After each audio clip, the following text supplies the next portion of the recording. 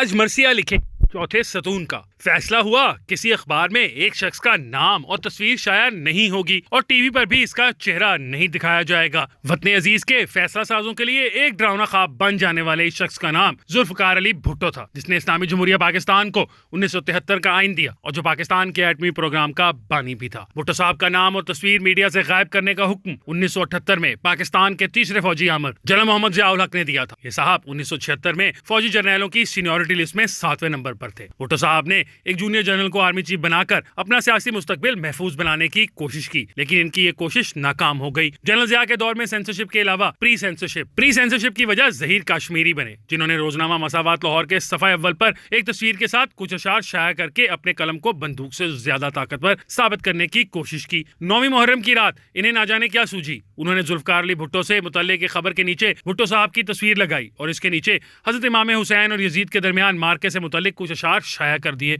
अगले दिन 10 मुहर्रम था और जनरल जियाउल हक भी मातम पर मजबूर हो गए। उन्होंने अपने वफाकी सेक्रेटरी इत्तलात lieutenant general retired Mujibur Rahman के जरिए हुक्म सादर कराया कि किसी अखबार में जुल्फकार अली भुट्टो का नाम और तस्वीर शाया नहीं होगी। 4 अखबारात और जरायद को हुक्म दिया गया कि वो इशाअत से कबल अपना मवाद फौजी हुक्काम से मंजूर कराएंगे। इनमें मसावात लाहौर के अलावा रोजनामा तामीर Rawalpindi, weekly view point Lahore और महानामा धनक लाहौर शामिल थे। इस जमाने में हाफिज ताहिर खलील साहब रोजनामा तामीर के असिस्टेंट एडिटर हुआ करते थे। हर रात को वो अखबार की कॉपी तैयार करके पहले एक मेजर साहब के पास लेकर जाते। मेजर साहब जिस खबर और तस्वीर को सेंसर करते, इसे अपने सामने कॉपी से निकलवाते और इसकी जगह लगाई जाने वाली खबर और तस्वीर को भी क्लियर करते। जब लाहौर हाई कोर्ट ने भुट्टो साहब को फांसी की सजा सुनाई तो पीपल्स पार्टी के कुछ कारकुनों ने खुदसूजियां शुरू कर दी। एक दिन रावलपिंडी में ऐसी एक खुदसूजी हुई और रोजनामा तामीर ने सफा अव्वल पर खुदसूजी करने वाले की तस्वीर लगाई। हाफिज ताहिर खलील अपने अखबार की कॉपी लेकर प्री सेंसरशिप के इंचार्ज मेजर साहब के पास पहुंचे तो उन्होंने हुक्म दिया कि खुदसूजी करने वाले की तस्वीर हटा दें। हाफिज साहब की जेब में एक मुतबादिल इंतजाम मौजूद था।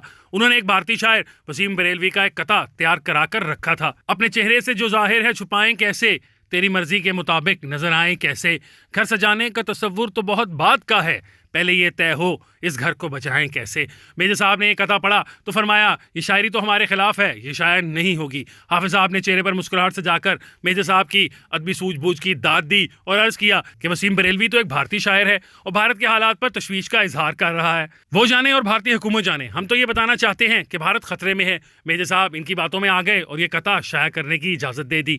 अगले दिन अखबार मार्केट में आया तो आला फौजी हुक्काम अपना सर पीट कर रह गए। कुछ अर्से के बाद भुट्टो को फांसी दे दी गई। हाफिज ताहिर खलील ने सोचा कि ये इतनी बड़ी खबर है जिसे फांसी हो गई, इसकी तस्वीर शाया करने की इजाजत तो मिल ही जाएगी। फांसी की खबर के साथ भुट्टो साहब की तस्वीर चश्मा करके उन्होंने अखबार की कॉपी मेजर साहब की खिदमत में पेश कर दी। मेजर साहब ने करख्त लहजे में तस्वीर हटाने का हुक्म दिया। हाफिज साहब ने खामोशी से तस्वीर हटाई और जेब से किताबत शुदा शेर निकाला। वो इश्क जो हमसे रूठ गया, अब इसका हाल सुनाएं क्या, कोई मोहर नहीं कोई कहर नहीं, फिर सच्चा शेर सुनाएं क्या। शेर पढ़कर मेजर साहब ने पूछा ये किसका शेर है। हाफिज साहब ने बताया अथर नफीस का शेर है। मेजर साहब ने पूछा इसकी नेशनलिटी क्या है। हाफिज साहब ने बताया कि पाकिस्तानी शायर है। मेजर साहब ने गुर्रा कर कहा इस शायर से कहो भुट्टो को भूल जाए, इसे फांसी लगा दिया गया है।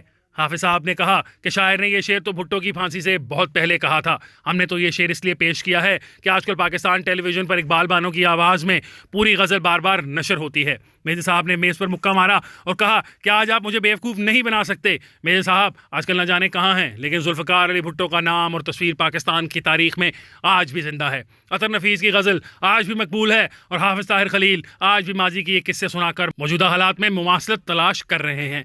जनरल जियाउल हक और शहबाज शरीफ के दौरे हुकूमत में बहुत फ़र्क है। एक फ़ौजी आमर और एक मुंतखब वज़ीर आज़म में मुमासलत तलाश करना काफ़ी मुश्किल है, लेकिन तहरीक इंसाफ के हामी इस दौर को भी मिनी मार्शल लॉ करार देते हैं। दलील यह है कि 9 मई को फौजी इमारतों पर हमला करने वालों के खिलाफ फौजी अदालतों में मुकदमा चलाना गैर जमहूरी है।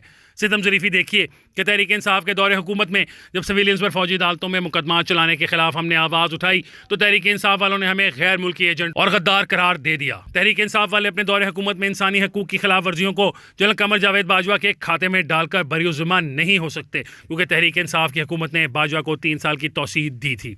हाल ही में तहरीक इंसाफ ने अपने ऑफिशियल ट्विटर अकाउंट से यह बयान जारी किया है कि वो हामिद मीर जो अपने आप पर पाबंदियों का जिम्मेदार इमरान खान को करार देते थे, आज ये जिम्मेदारी बाजवा पर डाल रहे हैं। 2021 में जब मुझ पर टीवी के साथ साथ अखबार पर भी पाबंदी लगी तो मैंने BBC के प्रोग्राम हार्ड टॉक में वाज़ेह तौर पर कहा था कि मुझ पर पाबंदी इमरान खान ने नहीं, इस्टेब्लिशमेंट ने लगाई है। लेकिन इमरान खान बरी-उज़्ज़मान नहीं, क्योंकि वो मुल्क के वज़ीर आज़म हैं। अफसोस के तहरीक इंसाफ अपनी गलतियों का एतराफ़ करने की बजाय झूठ के जरिए गलतियों को छुपाने की कोशिश में है। हमारा मसला ये है कि हमने माजी में भी इंसानी हकूक़ की खिलाफ वर्जियों पर आवाज़ उठाई, हमने ये आवाज़ आज भी उठानी है। हमारा ताल्लुक किसी सियासी जमात से नहीं बल्कि सहाफ़त के इस मकतबा फ़िक्र से है जिसके सरख़ैल मिनहाज बरना, निसार उस्मानी और हुसैन नकी हैं। नकी साहब जनरल अयूब खान के दौर में भी ज़ेरे अताब रहे, भुट्टो दौर में भी फ़ौजी अदालत से सज़ा पाई और फिर जनरल ज़िया उल हक़ के दौर में भी फ़ौजी अदालत से सज़ा पाई। नकी साहब के लीडर मिनहाज बरना ने आज़ादी सहाफ़त की जिद्दोजहद में एक शेर कहा जो आजकल मुझे बहुत याद आता है। आज मरसिया लिखें चौथे सतून का, यानी कलम की मौत सहाफ़त के खून का।